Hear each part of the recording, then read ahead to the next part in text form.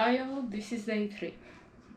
I have almost cooked everything that I need to cook because I was doing it on the grill in the garden. I wasn't able to record it because, well, I didn't have the battery and the rain was coming and I was rushing, and that's for instance the reason why the corn isn't completely grilled. So I'm going to grill it till the end on my little electrical grill here at home, but everything else was done on is completely done and was done on a charcoal grill. The sardines are fine. I've put everything into the oven simply to not so that it isn't in the fridge, so that it doesn't get super cold. And all of the meats, fish, everything is done. So now what I'm going to do is I'm going to finish the cake finally, make the buttercream, and then we're going to decorate the cake, and I'm going to then take a shower because I'm sweaty like a pig and smell like barbecue.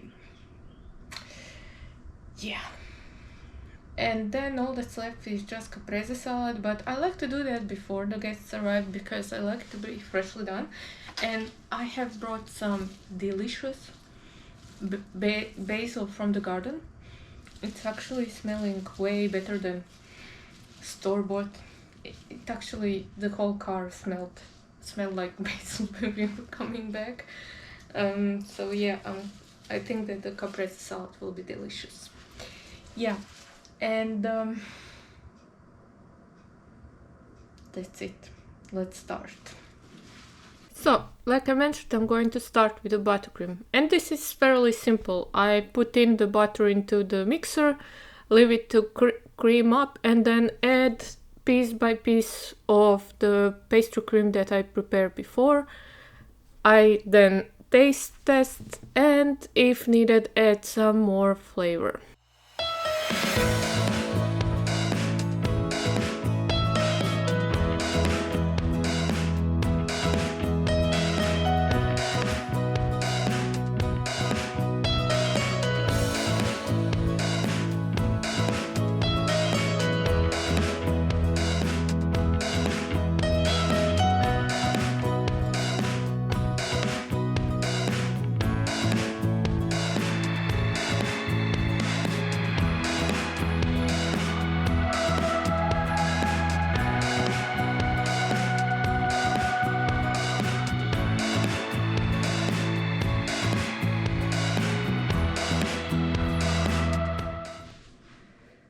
So I had yet another disaster. As you can tell, the cake is undercooked in the middle because I did a very, very lousy cake bake this time. So what I'm going to do instead is take whatever is not undercooked, make crumbs, and add a little bit of what's it called, biscuits, so cookie crumbs.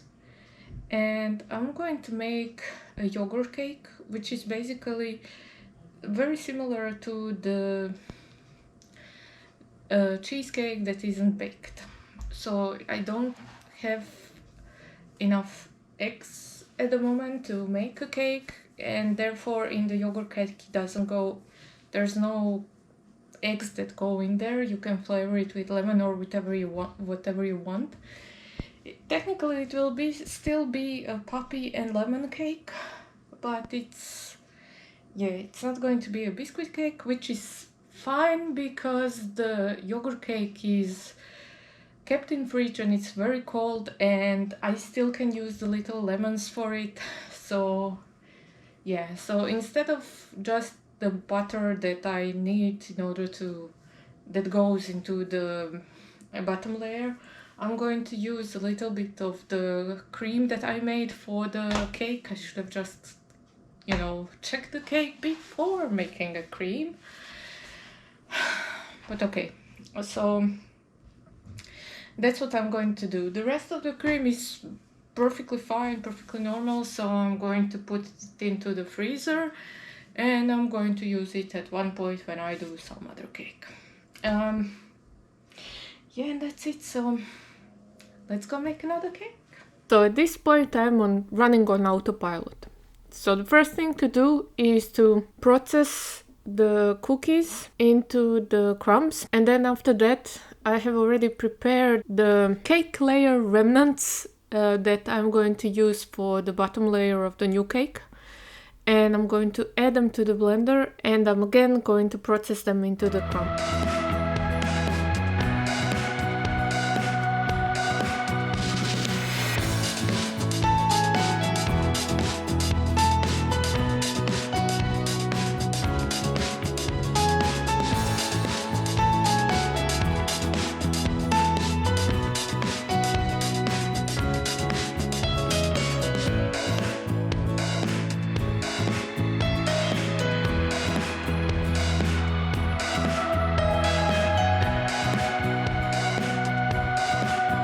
I add the crumbs into a bowl, add a little bit of buttercream, add 1 tablespoon of sugar, and I'm going to put it then into the cake mold and bake it until the edges are golden brown.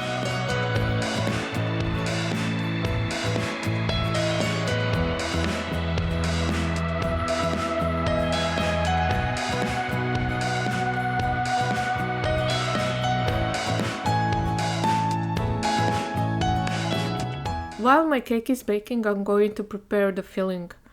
So the filling for the yogurt cake consists of yogurt, heavy cream, gelatin, or agar-agar. I would suggest that if you have agar-agar that you use it because the texture is nicer.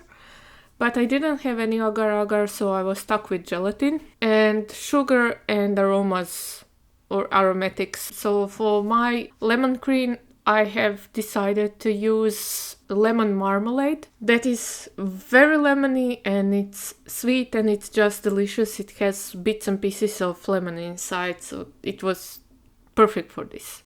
So what you want to do is just add all of the heavy cream and the yogurt into the dish, and then you want to heat it up until it's over 60 degrees.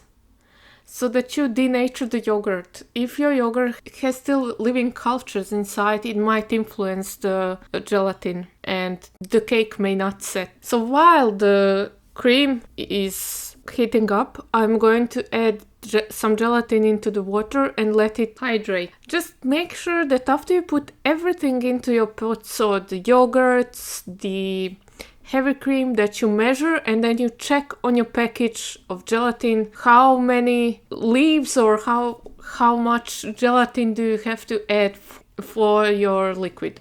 After the cream has heated up, melt the gelatin in the cream and pour the cream into the mold and put it into the fridge for 4 to 8 hours, depending on the size of the mold.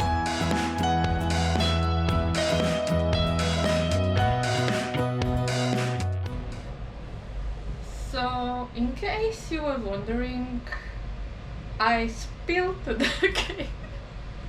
Well, not all of it, just a little bit, as I was putting it in the fridge to cool.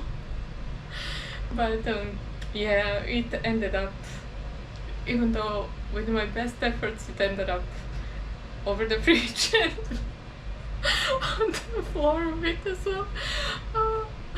You know, there are days like this when just nothing seems to come my way. I mean, there's a storm outside. I messed up one cake. I have spilled the other. It's delicious, by the way. The yogurt filling is just beautiful, but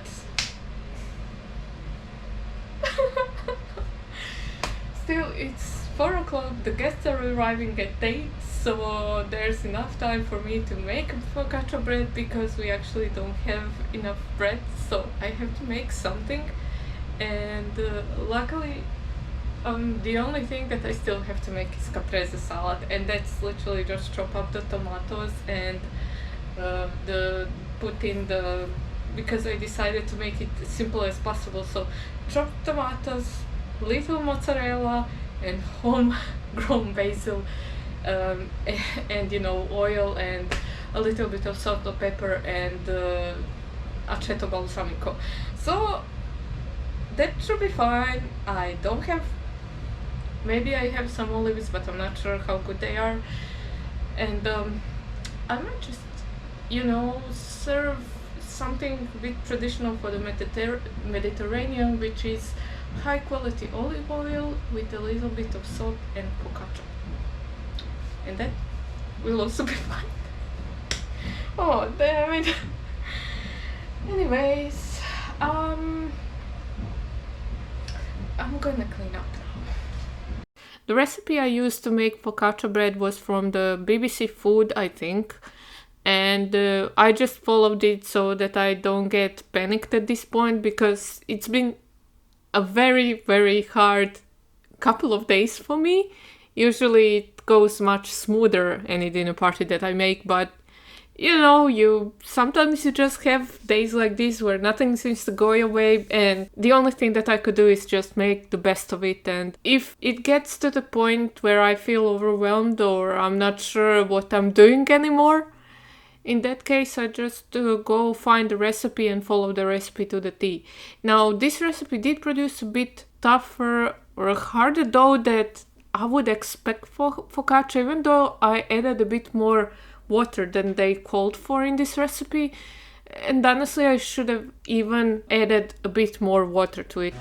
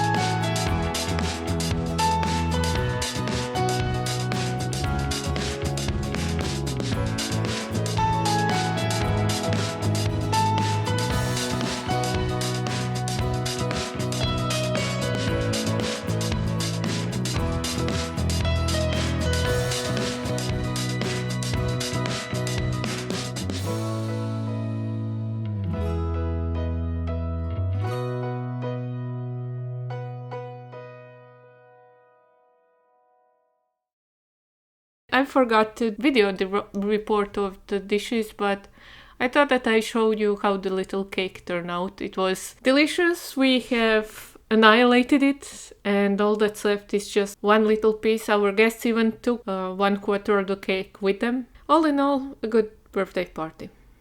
Thank you for watching, and I'll see you soon. Take care. Bye bye.